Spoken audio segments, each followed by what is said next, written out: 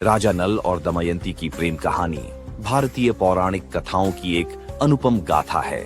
ये कहानी महाभारत काल की है, जिसे पांडवों को वनवास काल में एक आशी ने सुनाई थी।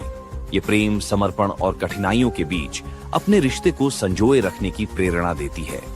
कृपया पूरी कहानी सुने और अपना अनुभव कमेंट में बताएं। निषद्ध नामक राज्य पर राजा नल का शासन था। वे राजा वीरसेन के पुत्र थे।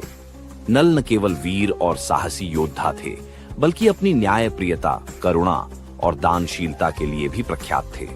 वे बहुत सुंदर और गुणवान व्यक्ति थे और उनके दरबार में कई विद्वान, योद्धा और कलाकार मौजूद थे। राजा नल के व्यक्तित्व में एक आकर्षण था जो लोगों को उनकी ओर खींचता था, लेकिन अब तक उनके जीवन में प्रेम की अनुभूति नहीं हुई थी। वहीं विदर्भ राज्य के राजा भीम के 4 संतान थे। 3 पुत्र दामा, दंत और दमन थे और 1 पुत्री दमयंती। राजकुमारी दमयंती अपनी सुंदरता और गुणों के लिए विख्यात थी। दमयंती के रूप का वर्णन करना कठिन था, क्योंकि उसकी सुंदरता ऐसी थी कि देवता भी उस पर मोहित हो जाते। उसकी आंखों में गहराई और मुस्कान में सौम्यता थी। वह न केवल शारीरिक रूप से सुंदर थी, बल्कि उसका हृदय भी निर्मल और दयालु था। उसकी प्रसिद्धि दूर दूर तक फैली थी और कई राजकुमार उससे विवाह की इच्छा रखते थे। एक दिन निषद्ध राज्य में एक ब्राह्मण आया जो राजा नल से मिलने आया था। उस ब्राह्मण ने नल को दमयंती की सुंदरता, उसके गुणों और उसकी लोकप्रियता के बारे में बताया। नल ने कभी सोचा भी नहीं था कि इस संसार में कोई ऐसा होगा जो उन्हें अपने आप को समर्पित कर सके। लेकिन ब्राह्मण द्वारा दमयंती के रूप और गुणों का वर्णन सुनने के बाद नल का हृदय अनायास ही उसकी ओर खींचने लगा। दमयंती ने भी अपने महल में नल के बारे में सुना। उनकी वीरता और साहस के किस्से हर किसी के जुबान पर थे। धीरे धीरे वह भी राजा नल के प्रति आकर्षित होने लगी। बिना उनसे मिले ही उसके हृदय में प्रेम के अंकुर फूटने लगे थे। नल और दमयंती का प्रेम एक दूसरे के प्रति इतना गहरा हो चुका था कि दोनों एक दूसरे से मिलने के लिए व्याकुल हो गए। इसी बीच एक दिन नल को एक सुनहरे हंस का दर्शन हुआ, जो उनके पास आकर ठहर गया। नल को यह कोई साधारण हंस नहीं लगा, क्योंकि उसके पंख सुनहरे थे और उसकी आंखों में एक अनोखा तेज था। नल ने उस हंस से बातें करनी चाही, तो हंस ने उन्हें बताया कि वह विदर्भ राज्य से आया है और राजकुमारी दमयंती का संदेश लेकर आया है। हंस ने कहा, हे राजा नल, राजकुमारी दमयंती आपसे प्रेम करती हैं।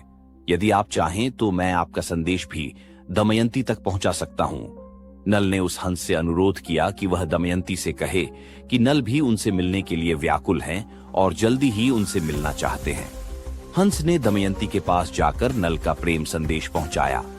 हंस ने दमयंती को नल की विशेषताओं का बखान किया और बताया कि नल एक आदर्श राजा और व्यक्ति हैं, जो न केवल शूरवीर हैं, बल्कि अपनी प्रजा के प्रति भी दयालु हैं।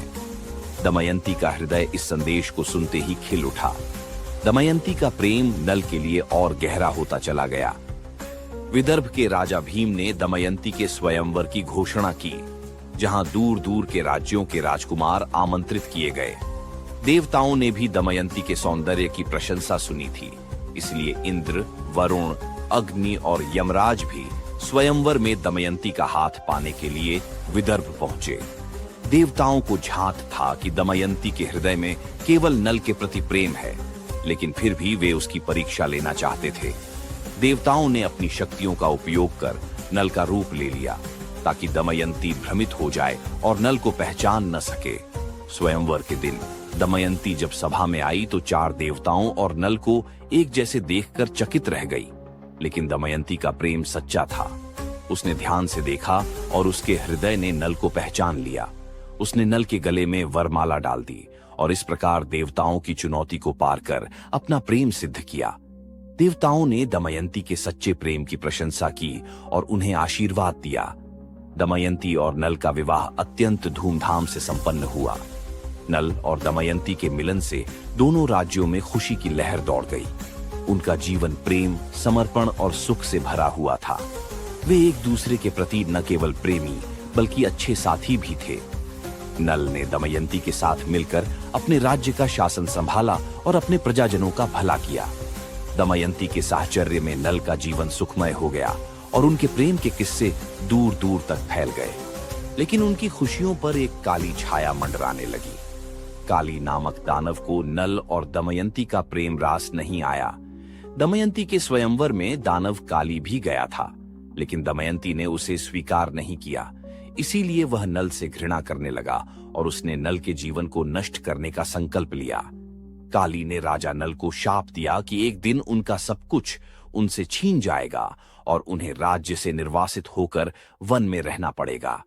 इस शाप के कारण नल का जीवन अंधकारमय हो गया और उन्हें तमाम कठिनाइयों का सामना करना पड़ा।